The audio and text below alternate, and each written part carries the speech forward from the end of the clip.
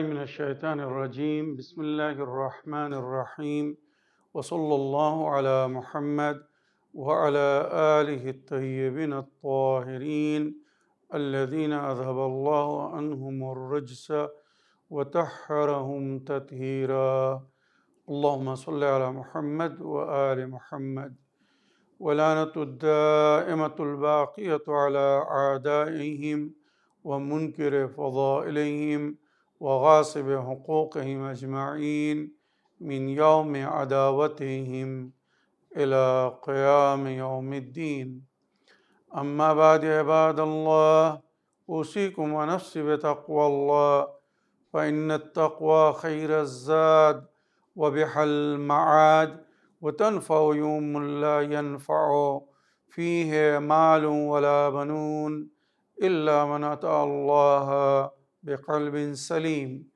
وصلى الله على محمد وعلى آله الطيبين الطاهرين اللهم صل على محمد وآل محمد وعجل فرجهم আমার প্রিয় দর্শক ও শ্রোতাবৃন্দ, আসসালামু আলাইকুম ওয়া রাহমাতুল্লাহি ওয়া বারাকাতুহু।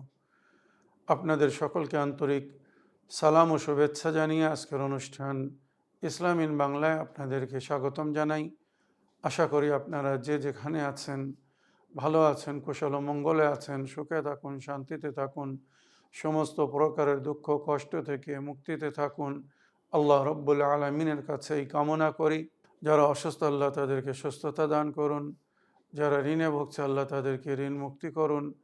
ওইরূপ যাদের জীবনে কোনো প্রকারের অভাব বা অশান্তি আছে আল্লাহ রব্বুল আলামিন তাদের সকলের জীবনে সুখ শান্তি দান করুন ও সকলের মনোকামনা আশাকে পূরণ করুন। আমাদের সকলকে সৎ পথে চলার, অসৎ পথ থেকে দূরে থাকার এবং এক অপরকে সৎ উপদেশ দেওয়ার তৌফিক দান করুন। আমরা যেন সত্য বা হক জিনিসকে জেনে শুনে মেনে তার উপরে আমাল করে সেটা অন্যদের সামনে তুলে ধরতে পারি বা সকলের কাছে পৌঁছে দিতে পারি। আল্লাহ রব্বুল আলামিন আমাদেরকে সেই মনোবল ও নেক তৌফিক দান করুন।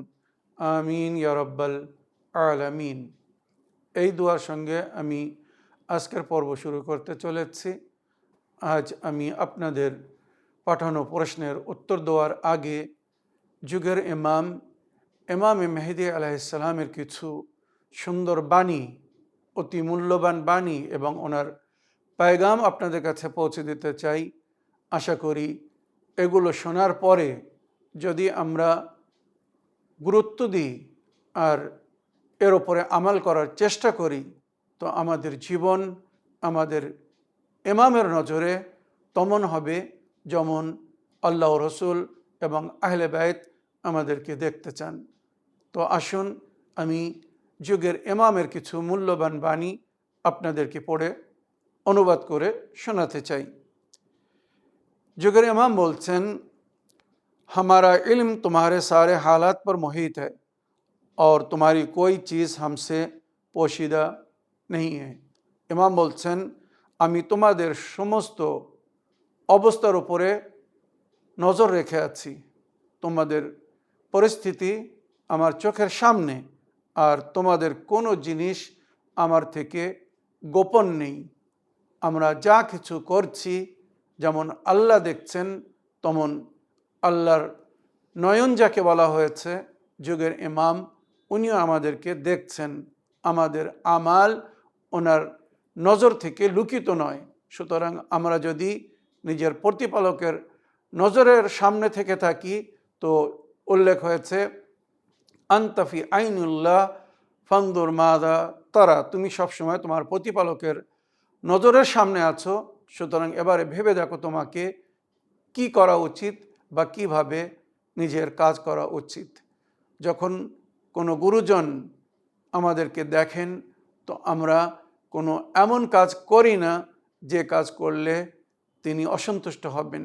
তো যুগের ইমাম আল্লাহর নয়ন হয়ে আমাদেরকে দেখছেন, ওনার নজরের সামনে আমরা আছি। যুগের ইমাম সমস্ত জায়গায় আছেন। উনি গায়বাতে আছেন বলে তার অর্থ এটা নয় উনি কোনো পাহাড়ের গুফার মধ্যে জীবনযাপন করছেন, কোনো জঙ্গলের মধ্যে জীবনযাপন করছেন না। উনি আমাদেরই পরিবেশে আছেন, আমাদেরই সমাজে আছেন, আমাদের মাঝখানেই আছেন, কিন্তু আমরা ওনার থেকে পরিচিত না বলে ওনাকে হয়তো চিনতে পারছি না। উনি কোথা থেকে কিভাবে আমাদেরকে দেখছেন আমরা জানি না। তাই নিজেকে সব সময় ইমামের নজরের সামনে মনে করে কাজ করতে হবে। আর ইমামের নজরের সামনে যখন আমরা আছি বা থাকব, আমরা আশা করি কোনো এমন কাজ করব না যে কাজ করলে ইমাম অসন্তুষ্ট হবেন, ইমাম দুঃখ পাবেন, বা আল্লাহ রসুল যে কাজ করতে আমাদেরকে মানা করেছেন। हम तुम्हारी खबरगिरी से गाफिल नहीं हैं और ना तुम्हारी याद अपने दिल से निकाल सकते हैं। মানে আমি তোমাদের সব সময় খবর নিচ্ছি যেগুলো আমরা রওয়ায়াতের মধ্যে বা বিভিন্ন বাণীর মধ্যে পেয়েছি। লাসনা গাফিলিনা আনকুম, আমি তোমাদের তরফ থেকে গাফিল নয়, অবহেলা করছি না। লাসনা গাফিলিনা আনকুম বল জাআলনা সুফারা আলাইকুম, আমি তোমাদের উপরে আমার দূত নিযুক্ত করে রেখেছি। ইমামের দূত হয়ে ফেরেশতারা, জিন্নাতরা আমাদের অবস্থার উপরে নজর রেখে আছেন আর আমাদের পরিস্থিতি যুগের ইমামকে বলছেন। এবারে ভেবে দেখুন, যুগের ইমাম সবসময় আমাদেরকে স্মরণ করছেন, তো আমাদের রুহানি পিতা, স্পিরিচুয়াল ফাদার যুগের ইমাম, কিভাবে আমাদেরকে তাকে স্মরণ করা উচিত। ইমাম কি বলছেন? তোমরা ওই সমস্ত কাজ করো যে কাজ তোমাদেরকে আমার নিকটতম করবে, আমাদের নিকটে নিয়ে আসবে, সেই কাজ করো। এমন কাজ করো না বা এমন কাজ করা থেকে বিরত থাকো যে কাজ করলে আমরা দুঃখিত হব বা কষ্ট পাবো। ইমাম বলছেন তোমাদের মধ্যে যে তাকওয়া অবলম্বন করবে, মানে আল্লাহর ভয় করে চলবে, যে কাজ আল্লাহ মানা করেছে সেখান থেকে দূরে থাকবে, আর যে কাজের জন্য আল্লাহ হুকুম দিয়েছে সেগুলো করার চেষ্টা করবে। আর অধিকারী মানে হকদারকে তার হক পৌঁছে দেবে। যে যে প্রকারের হক রাখে তার হককে যদি আদায় করতে থাকে বা আদায় করে, সে আগমন সমস্ত বিপদ আপদ থেকে মুক্তিতে থাকবে, কোনো বিপদ আপদ তার নিকটে আসবে না। সে যদি আল্লাহর ভয় করে চলে আর হকদারকে তার হক পৌঁছে দিতে থাকে, তো আল্লাহ রাব্বুল আলামিন তার হেফাজতের জন্যে ফেরেশতা নিযুক্ত করবেন, জিন্নাত নিযুক্ত করবেন, তার তরফ থেকে সমস্ত প্রকারের সংকটকে দূর করবে, বালা ও মুসিবত থেকে তার হেফাজত করবে। ইমাম জামান আলাইহিস সালাম কি বলছেন? আমাদের মান্যকারীরা যারা আমাদেরকে ভালোবাসে, আমাদের থেকে মহব্বত রাখে, তারা যদি নিজের অঙ্গীকারকে ভঙ্গ না করত, নিজের আহদ ও পায়মানকে যদি না ভাঙতো, বা তারা যা ওয়াদা করেছে সেই ওয়াদাকে যদি পুরো করত, তো আমাদের সাক্ষাতে দেরি হতো না। ইমামের সাক্ষাতে যে দেরি হচ্ছে তার কারণ হচ্ছে আমরা হয়তো নিজের ওয়াদাকে পুরো করছি না। যেখানে ইমামে জামান আলাইহিস সালাম এই বাক্য নিজের বাণীর মধ্যে এইভাবে উল্লেখ করেছিলেন, আমাদের শিয়া আল্লাহ তাদেরকে নিজের অনুসরণ ও অনুগমনের তৌফিক দান করুন। আমাদের শিয়ারা একত্রিত হয়ে এক আন্তরিকতার সঙ্গে যদি তারা নিজেদের ওয়াদা আহদ ও পায়মানকে পুরো করে। আহদ ও পায়মান কি? এখানে নিচেই উল্লেখ হয়েছে রওয়ায়াতে, যে তোমরা আল্লাহ রসুলের ইতাআত করবে, আল্লাহ রসুলের হুকুম মেনে চলবে এবং নিজেদের মধ্যে ঐক্যতা বজায় রেখে দিনের উপরে আমাল করবে, সমস্ত প্রকারের বিদাত থেকে বা খুরাফাত থেকে, অসামাজিক বা বেধর্মিক কাজ থেকে দূরে থাকবে, অন্যকে দূরে রাখবে।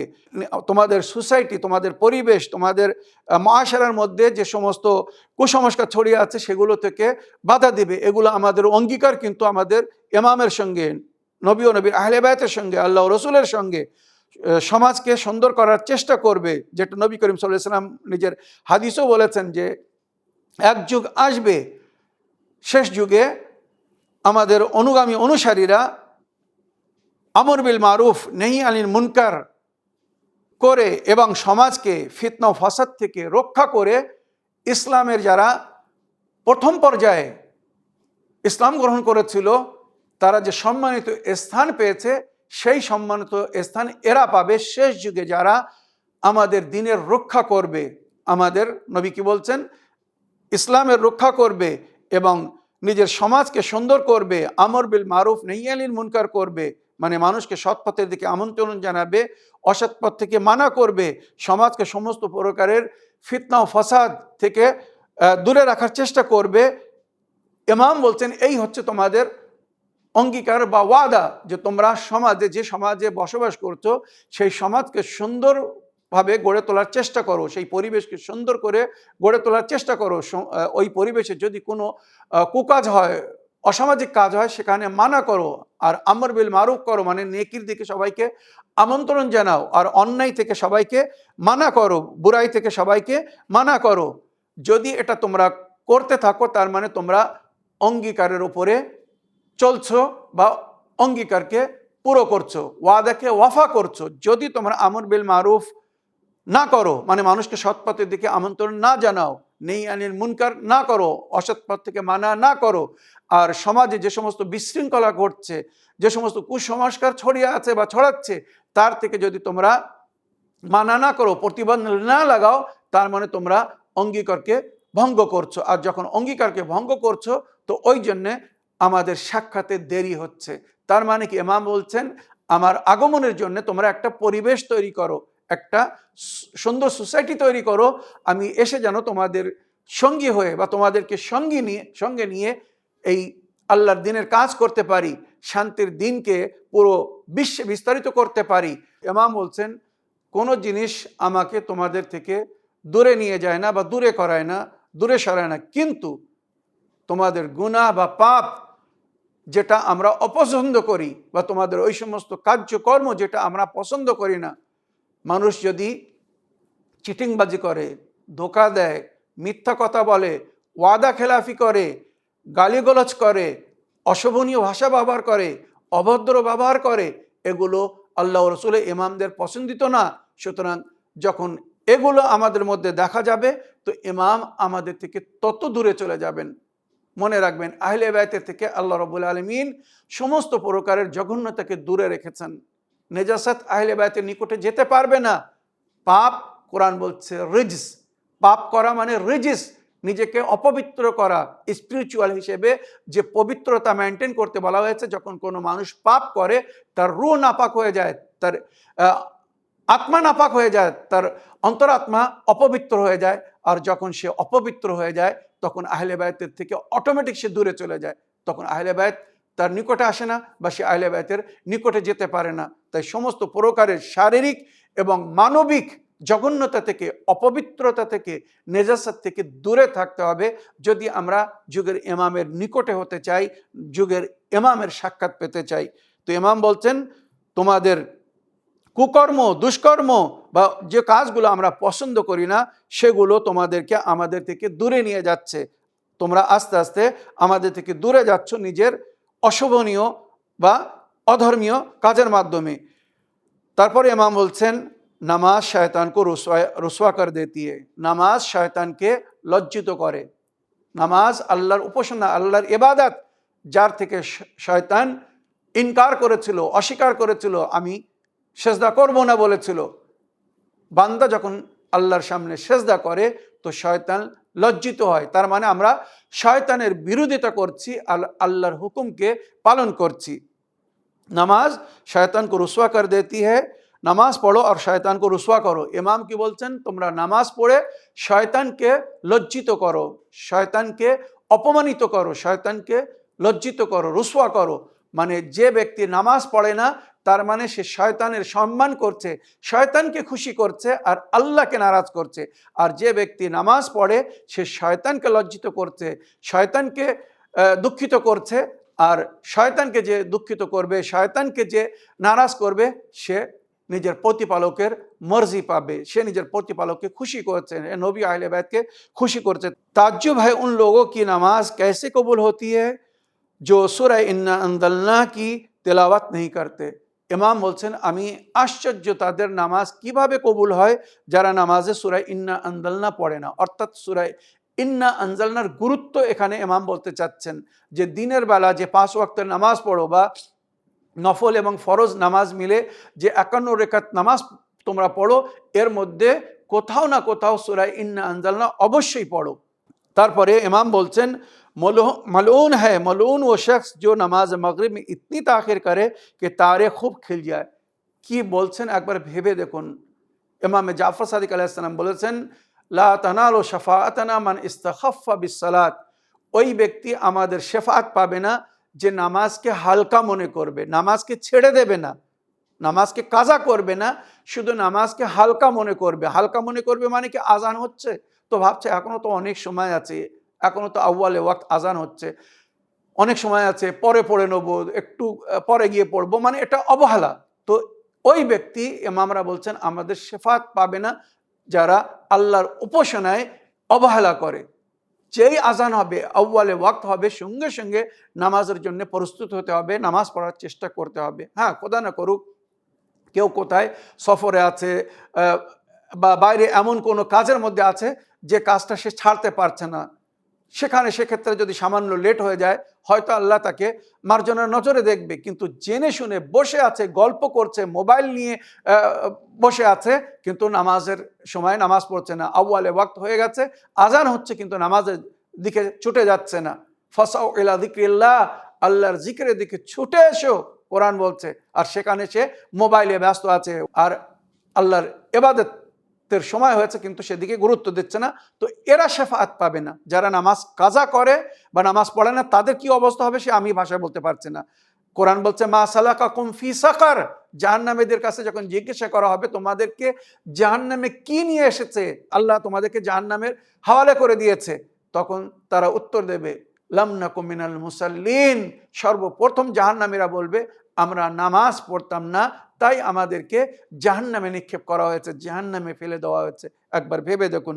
আগে কি ইমাম কি বলছেন, শেষ বাণী ভালো করে মন দিয়ে শুনুন। मलऊन है वो शख्स जो सुबह के नमाज में इतनी ताखिर करे कि सितारे गायब हो जाए। যেমন রাত্রের নামাজ মানে মগরিবের নামাজ, সিতারা মানে তারা ফোটার আগে, দেখা দেওয়ার আগে মগরিবের নামাজ পড়তে বলা হয়েছে, ওইরূপ তারা গায়েব হয়ে যাওয়ার আগে। মনে রাখবেন, সকালের যখন সূর্য উদয় হয় তখন আকাশ পরিষ্কার হয়ে যায় আর তারা নজর থেকে গায়েব হয়ে যায়।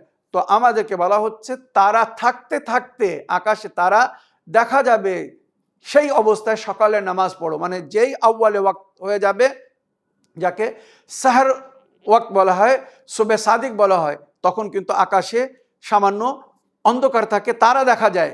তাই সকালের নামাজকে দিন রাতের মাঝখানে নামাজ বলা হয়েছে, সালাতুল উস্তা বলা হয়েছে, মধ্যবর্তী নামাজ। এই নামাজকে বেশি গুরুত্ব দেওয়া হয়েছে, কেননা ওই সময় যখন কোনো মানুষ, কোনো ব্যক্তি নিদ্রাকে ত্যায্য করে, নিজের আরামকে হারাম করে আল্লাহর সামনে ইবাদত করতে আসে, আল্লাহ তাকে গর্বের নজরে দেখে, তাকে নিয়ে গর্ব করেন, আর ফেরেশতাকে তার রুজি তাকে পৌঁছে দিতে বলেন।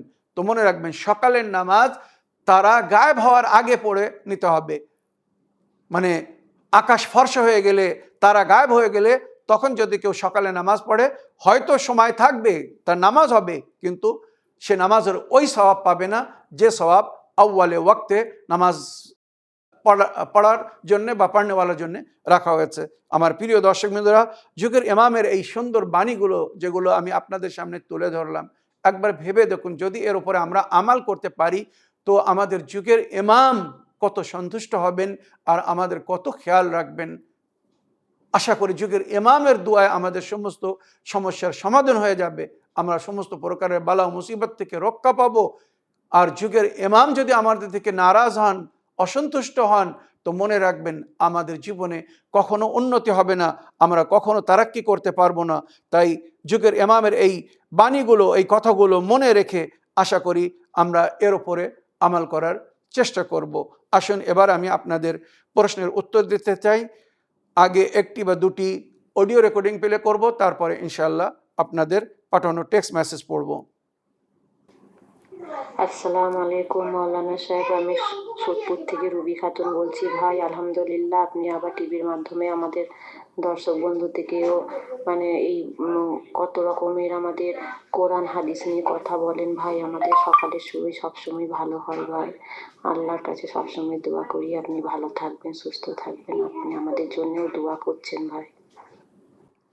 ওয়ালাইকুম আসসালাম রহমতুল্লাহি ওয়া বারাকাতুহু। আমার প্রিয় আপা, আপনার ভয়েস মেল বা অডিও রেকর্ডিংয়ের জন্য আপনাকে অসংখ্য ধন্যবাদ জানাই। আলহামদুলিল্লাহ শুকরুলিল্লাহ, আপনাদের দুয়ায় এবং আমাদের সমস্ত দর্শকবৃন্দদের মানবিক সহযোগিতায় পুনরায় আমাদের অনুষ্ঠান সুন্দরভাবে শুরু হয়েছে। আশা করি আপনারা এইভাবে আপনাদের সমর্থন জারি রাখবেন, নিজের মতামত ও প্রশ্নের মাধ্যমে আমাদেরকে সহযোগিতা করতে থাকবেন এবং দোয়া করবেন আমাদের এই অনুষ্ঠানকে যেন কুনজর না লাগে, কোনো শত্রুর নজর না লাগে। শয়তান নেকিতে সবসময় বাধা সৃষ্টি করতে চায়, ভালো কাজে প্রতিবন্ধ লাগায়। আল্লাহ এদের আঘাত থেকে আমাদের সকলকে মুক্তি দান করুন, শয়তানের আক্রমণ থেকে আমাদের রক্ষা করুন। যুগের ইমামের মদদে, আহলে বাইতের ওসিলায়, পঞ্জতনে পাক 12 ইমাম চেহদা মাসুমিন আলাইহিসসালামের দোয়ায় ও দয়ায় ও কৃপায় যেন আমরা এই অনুষ্ঠানকে এইভাবে জারি রাখতে পারি। আল্লাহ রব্বুল আলামিনের কাছে এই দোয়া করি, তার নেক তৌফিক যেন আমাদের সঙ্গে থাকে, যাতে আমরা নিজের এই উদ্দেশ্যে সফল হতে পারি। আল্লাহর বাণী, নবীর তালিমাত, আহলে বায়তের তালিমাত, নবীর সুন্নাত এবং আহলে বায়তের শিক্ষা যেগুলো আমি বিশ্বের কাছে পৌঁছে দেওয়ার চেষ্টা করছি, আল্লাহ রব্বুল আলামিন আমাকে এই নেক তৌফিক যেন দিতে থাকেন, আর এইভাবে যেন আমি সঠিক ইসলামিক সংবিধান, ইসলামিক ইতিহাস, মাসলা মাসাইল বা শরীয়তের সমস্ত প্রয়োজনীয় সংবিধান আপনাদের সামনে তুলে ধরতে পারি, বা আপনাদের প্রশ্নের উত্তর দিয়ে সঠিক জিনিস যেন আপনাদের কাছে পৌঁছে দিতে পারি। আমার প্রিয় আপা, আপনার সঙ্গে সঙ্গে আমি সমস্ত দর্শকবৃন্দদের কাছে এটাই অনুরোধ করব, আপনারা নিজের মানবিক সহায়তা জারি রাখবেন এবং আমাদেরকে দোয়ায় স্মরণে রাখবেন। আপনাকে অনেক অনেক ধন্যবাদ জানাই। আগের অডিও প্লে করি। আসসালামু আলাইকুম রহমতুল্লাহি ওয়া বারাকাতুহু। আমি পূর্ব বর্ধমান থেকে ফাতেমা বলছি। মৌলানা সাহেব, আপনি কেমন আছেন? আশা করি আপনি ভালো আছেন। আপনার সমস্ত বালা মুসিবত পেরেশানি সব দূর হয়ে গেছে। আমি খুব খুশি। আল্লাহ আপনাকে এইভাবেই ভালো রাখুক, সুস্থ রাখুক। মৌলানা সাহেব, আমার একটা প্রশ্ন আছে। প্রতিটি মা বাবার পায়ের নিচে জান্নাত নেই, তা কোন মা বাবার পায়ের নিচে জান্নাত আছে, কোন মা বাবার পায়ের নিচে জান্নাত নেই, সেটা একটু যদি বলতেন। আর মানুষ বলে স্বামীর পায়ের নিচে জান্নাত আছে, খোদার পরে যদি কারো স্থান হয় সেটা হচ্ছে স্বামী। তা সেই স্বামীটাকে কিরকম হতে হবে তবেই তার পায়ের নিচে জান্নাত, সেটা যদি একটু বলতেন। এখনকার দিনের স্বামী শুধু ইনকাম করেই বলে আমি তোমার স্বামী, আমার পায়ের নিচে তোমার জান্নাত, এবং আমি তোমার সব কিছু, এবং তার মিজাজ সবসময় হাই টেম্পার, প্রথম নম্বর। দ্বিতীয় নম্বর, সে তার টাকা থেকে না জাকাত দেয়, না খমুজ দেয়, তার কোনো হিসাব কিতাব নেই, শুধু খাওয়াও আর বাকি সমস্ত তার কোনো হিসাব কিতাবই নেই। না নামাজ আছে, না রোজা আছে, না জাকাত আছে, না খমস আছে। এখানকার মৌলানারা বলে যে স্বামীর পায়ের নিচে জান্নাত, স্বামীর পায়ের নিচে জান্নাত। মেয়েদের বলা হয় তোমরা ফাতেমার মতো হও, ফাতেমা এরকম ছিল, ফাতেমা ওরকম ছিল। কিন্তু পুরুষদের কেন বলা হয় না যে তোমরা আলীর মতো হও, আলী এরকম ছিল, আলী এরকম ছিল? এই কথা দুটির প্রশ্নের উত্তর আপনি একটু দেবেন, তাহলে আমি নিজেরও হয়তো কাজে লাগবে আর অন্যদেরও হয়তো কাজে লাগবে। আপনি ভালো থাকুন, সুস্থ থাকুন।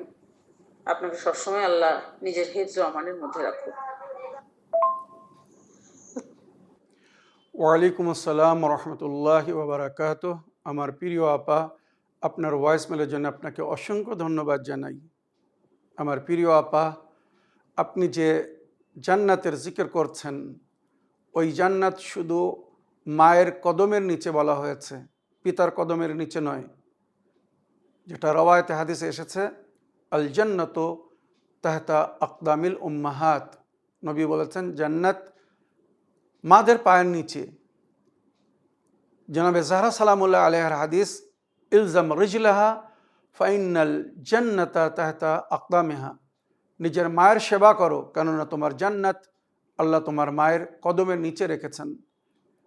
তবে সমস্ত মা নয়, যে সমস্ত মা নেক নারী, ইমরাআতুন সালেহা মুমিনা যাদেরকে বলা হয়েছে, যারা দিনের পথের পথিক এবং নিজের আওলাদকে দিনদার করছে, দিনের শিক্ষা দিচ্ছে, জান্নাতের পথ দেখাচ্ছে, সেই সমস্ত সন্তানদের জন্যে ওই মা জান্নাত, বা তার কদমের নিচে ওই সন্তানের জান্নাত। আর ওই জান্নাতের দরজা বলা হয়েছে পিতাকে।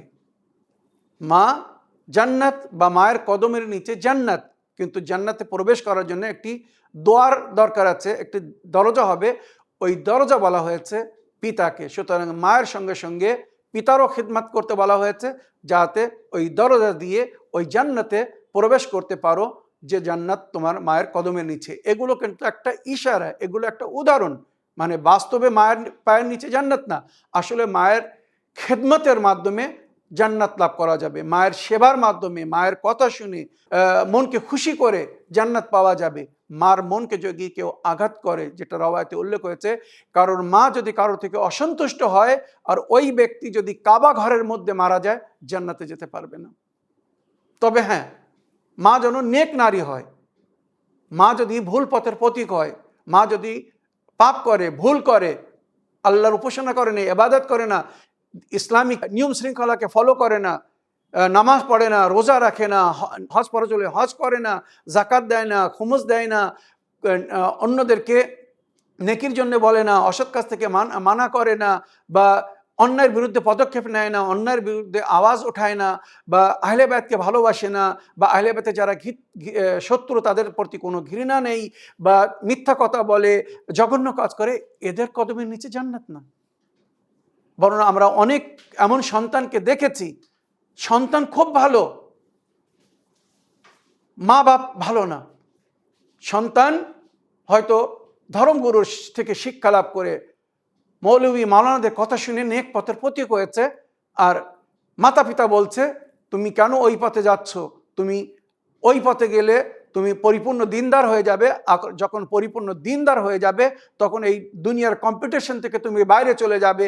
আজ দুনিয়ায় লোক দেখো কতভাবে কিভাবে আয় করছে, তুমি সেগুলো হয়তো ছেড়ে দিবে, মানে দুনিয়ার পিছনে রয়ে যাবে। তোমার আখিরাতের দিকে তুমি যত আগে যাবে, দুনিয়া তোমার তত পিছনে চলে যাবে, দুনিয়ার পিছনে। কিন্তু এমন মা বাপরাও আছে, এদের কদমের তলে না জান্নাত, না এরা জান্নাতের দরজা। আর বিশেষ করে আপনি যে স্বামীর কথা বললেন, যে স্বামী নামাজ পড়ে না, রোজা রাখে না, জাকাত দেয় না, আবার সে নিজের স্ত্রীকে বলছে তোমার জান্নাত আমার কদমের নিচে, এরা ভুল ধারণার মধ্যে আছে।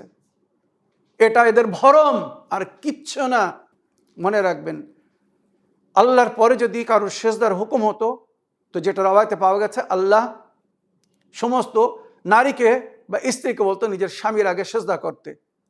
এত সম্মান দেওয়া হয়েছে, তারপরেও আল্লাহ বলেছেন, রসুল বলেছেন, আহলে বায়ত বলেছেন, তোমার স্বামী যদি খোদা বিরুদ্ধে কোনো হুকুম দেয়, নবীর ও নবীর আহলে বায়তের হুকুমের বিরুদ্ধে যদি কোনো হুকুম দেয়, তার কথা শোনো না, তার কথা মেনো না, তোমার কোনো পাপ হবে না। আল্লাহর হুকুমের বিরুদ্ধে স্বামীর হুকুমকে শোনা যাবে না। আগে আল্লাহ, পরে স্বামী, আগে রসুল, পরে স্বামী, আগে আহলে বায়ত, পরে স্বামী। মনে রাখবেন, এই স্বামী আজ হয়তো সাথ ছেড়ে দিতে পারে, কিন্তু আল্লাহ রসুল আহলে বায়ত কখনো সাথ ছাড়বেন না। আল্লাহ রসুল ও আহলে বায়তের হুকুমের বিরুদ্ধে যদি স্বামী কোনো হুকুম দেয়, তার কথা কখনো মানবেন না। হ্যাঁ, আল্লাহ রসুল ও আহলে বায়তের পথের প্রতীক হয়ে সে যদি নেক কাজের জন্যে আদেশ করে, বা তার যে অধিকার সেটা যদি পালন করার জন্য বলে, আপনি অবশ্যই পারবেন। স্বামীর সেবা আল্লাহর নিকটে বড় উচ্চ স্থান রাখে। আর যেমন আপনি বললেন যে মৌলবীরা সবাই বলছে নারীদেরকে তোমরা মা ফাতেমার মতো হও, নবীর কন্যা কত সুন্দর ছিলেন, নারীদের জন্য আদর্শ হয়ে এসেছিলেন, আইডিয়াল হয়ে এসেছিলেন, সুতরাং তোমরা তাকে ফলো করো, ফাতেমার মতো হও। কিন্তু ওই মোল্লারা কেন একবার বলছে না পুরুষদেরকে যে হযরত আলী আলাইহিস সালামকেও তো নবী তোমাদের জন্য আইডিয়াল করে গেছেন, মান সাররাহু আন ইয়াহইয়া হায়াতু ইয়ামুতু মামাতি ওয়া ইয়াদখুলু জান্নাতা আদনিন গারাসা রাব্বি ফালিউআলি আলিয়াম মিন বাদি। নবীর প্রকাশ্য হাদিস, আহলে সুন্নাত ভাইদের বই থেকে বলছি, হিলিয়াতুল আউলিয়া খণ্ড নম্বর 1 পৃষ্ঠা নম্বর 86-তে দেখুন, নবী বলছেন যদি কেউ আমার মতো জীবনযাপন করতে চায়, আমার মতো মৃত্যুবরণ করতে চায়, আর ওই জান্নাতে প্রবেশ করতে চায় যে জান্নাতকে আমার প্রতিপালক নিজে হাতে সাজিয়েছে, তাদের জন্যে নবীর সুন্নাতের উপরে যদি কেউ চলতে চায় আর আল্লাহর জান্নাতে প্রবেশ করতে চায়, তাকে কি করতে হবে? ফালিউআলি আলিয়া মিন বাদি, সে যেন আমার পরে আলীকে ফলো করে, আলীকে অভিভাবক বলে মেনে আলীকে নিজের গার্জিয়ান রূপে স্বীকার করে যেভাবে আলী বলবেন সেইভাবে যেন চলে। এক সময় নবী করিম সাল্লাল্লাহু আলাইহি ওয়াসাল্লাম নিজের কন্যার সঙ্গে সাক্ষাৎ করতে এসেছেন মা ফাতেমার বাড়িতে। এসে দেখছেন মাওলা আলী আলাইহিস সালাম তান্নুর, যেখানে রুটি তৈরি হতো প্রাচীন যুগে, এখনো হয়, তন্দুরে রুটি তৈরি হয়, তন্দুরি রুটি আপনারা শুনেছেন। তো রুটির ওই তান্নুরকে মাওলা আলী পরিষ্কার করছিলেন। এই অবস্থায় নবী করিম সাল্লাল্লাহু আলাইহি ওয়াসাল্লাম ওখানে পৌঁছেছেন। মাওলা আলীকে ওইভাবে কাজ করতে দেখে নবী জিজ্ঞেস করলেন, আলী তুমি কি করছো? তো মাওলা আলী আলাইহিস সালাম বললেন, আমি আমার স্ত্রীর কাজে তার সহযোগিতা করছি। আমার স্ত্রী সে এই উনুন বা এই চুলো, এই তন্নুর পরিষ্কার করে তারপরে রুটি তৈরি করবে, তো আমি তার কাজে তার সহযোগিতা করছি। সে খামির তৈরি করছে রুটি তৈরি করার জন্যে, আর আমি এই উনুনটা বা আমি এই তন্নুরটা পরিষ্কার করে দিচ্ছি যাতে সুন্দরভাবে তাড়াতাড়ি রুটির ব্যবস্থা হয়। তো ওই অবস্থায় দেখে নবী কি বলেছিলেন জানেন? আলী, এই যে তুমি কাজ করছো, 1000 রাকাত নফল নামাজ পড়লে তুমি যে সওয়াব পেতে, তুমি যে নিজের স্ত্রীর সহযোগিতা করছো নেকিতে, ভালো কাজে, এর জন্য তুমি 1000 রাকাত নফল নামাজের সওয়াব পেয়েছো। চিন্তা করুন, নিজের স্ত্রীর সহযোগিতা করা, মদত করা 1000 রাকাত নফল নামাজ পড়ার সমান সওয়াব। সেই সওয়াব থেকে পুরুষরা কেন নিজেকে বঞ্চিত করে রেখেছে? জিজ্ঞাসা করেন ওই সমস্ত মৌলবীদের কাছে, কেন এই সমস্ত কথা স্বামীদেরকে বলছেন না যে নিজের স্ত্রীর কাজে সহযোগিতা করো, তার মদত করো, নফল নামাজ পড়া চেয়ে তো বেশি সওয়াব পাবে। কিন্তু এগুলো তাদের আত্মসম্মান হয়তো আঘাত পায়। পুরুষ জাত, মৌলবী হলেও সে পুরুষ, তো সুতরাং তারা সবসময় চায় যে বিবিরা আমাদের নৌকারিনী হয়ে থাক, গোলাম হয়ে থাক, সেবিকা হয়ে থাক, দাসী হয়ে থাক। এই তাদের নেচার, এই তাদের মেন্টালিটি বলে, এই তাদের মানবিকতা বলে তারা এই সমস্ত হাদিস বলছে না। যে হাদিসে বলা হয়েছে স্বামীদেরকে নিজের স্ত্রীর সহযোগিতা করো, তার কাজে তার মদত করো, কেননা তার কাজে যখন তুমি তার মদত করবে তো ওই সময় 1000 রাকাত নফল নামাজ পড়ার চেয়ে তো বেশি সওয়াব পাবে। তো আমার প্রিয় বোন, প্রিয় আপা, আশা করি আপনি এবং আমার অন্য দর্শকবৃন্দদের জন্যে আজকের এই যে কথাগুলো বললাম অতি উপকৃত প্রমাণ হবে। আর এই কথাগুলো আপনারা নিজের স্বামীদেরকে শোনান যে তোমরা বলতে চাচ্ছ তোমাদের কদমের নিচে আমাদের জান্নাত, তো স্বামীকে আগে স্বামী হতে হবে, সাধু হতে হবে, সাধনা করে সেই স্থান প্রাপ্ত করতে হবে যে স্থানে পৌঁছে সে আল্লাহর ওলি হতে পারবে। তখন যদি আল্লাহর ওলির রূপে তার সেবা করা হয়, তখন সে জান্নাতে যেতে পারবে। স্বামী স্ত্রী যদি এক অপরকে ভালোবাসে, এক অপরের অধিকার বা হকের খেয়াল রাখে, তো জান্নাতে পুরুষদেরকে হুর দেওয়া হবে আর নারীদেরকে গিলমান দেওয়া হবে। মনে রাখবেন, নারীরা গিলমান মানে সুন্দর যুবকদের সঙ্গে তাদের সাথী করা হবে, আর পুরুষদেরকে হুরুল আইনের সঙ্গে সাথী করা হবে। তো যদি এই দুনিয়ায় নারী পুরুষ বা স্বামী স্ত্রী উভয়ে নেকুকার হয়, মমিন বা মমেনা হয়, আমালে সালে করে যায়, তো জান্নাতের হুরের চেয়ে তো দেখতে সুন্দর হবে ওই নারী, ওই স্ত্রী। আর জান্নাতের গিলমানের চেয়ে তো সুন্দর দেখতে হবে ওই স্বামী। তখন তারা আল্লাহর কাছে দাবি করবে, আশা করবে যে আল্লাহ, আমরা হুরুল আইন চাই না, আমরা হুরো গিলমান চাই না, আমরা এক অপরের সাথে থাকতে চাই। যেমন দুনিয়ায় আমরা এক অপরের সাথে ছিলাম, মিলেমিশে জীবনযাপন করেছিলাম, শান্তিপূর্ণভাবে জীবনযাপন করেছিলাম, এখানেও এই শান্তির জায়গায় আমরা একসাথে থাকতে চাই। আল্লাহ এমন স্বামী স্ত্রী হওয়ার তৌফিক দান করুন। এই বলে আমার আজকের বক্তব্য এখানে শেষ করলাম। ওয়া আখিরু দাওয়ানা আলহামদুলিল্লাহি রাব্বিল আলামিন। ওয়াসসালামু আলাইকুম ওয়া রাহমাতুল্লাহি ওয়া বারাকাতুহু।